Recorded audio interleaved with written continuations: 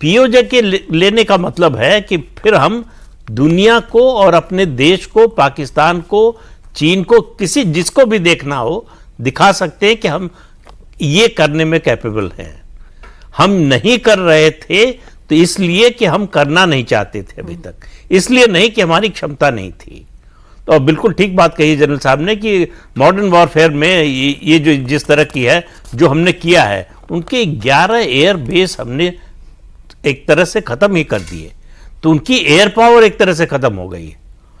तो वो रिटेलिएट करने की हालत में उस तरह से है नहीं। और जब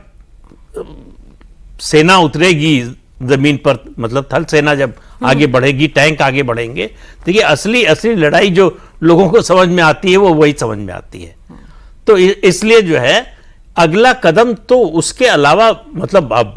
आर्मी ने, मतलब फौज ने सोच रखा हो, सरकार ने सोच रखा हो तो अलग बात है, लेकिन हम लोगों को, सामान्य व्यक्ति को यही दिखाई देता है कि अगला कदम या अगला विकल्प जो होना चाहिए वो पीओजेके को लेने का होना चाहिए, कि पाकिस्तान को समझ में आए कि भारत अगर तय कर ले तो क्या कर सकता है। जब तक ये बात नहीं समझाई जाएगी तब तक स्थिति में कोई बड़ा बदलाव नहीं आने वाला है। और दूसरा, हमको जो है पाकिस्तान के जो अंदरूनी झगड़े हैं, चाहे वो बलूचिस्तान का हो, चाहे खैबर पख्तूनख्वा का हो, चाहे सिंध में भी जिस तरह से सुगबुगाहट सुनाई दे रही है, असंतोष दिखाई दे रहा है, उसको जब तक हम बढ़ाएंगे नहीं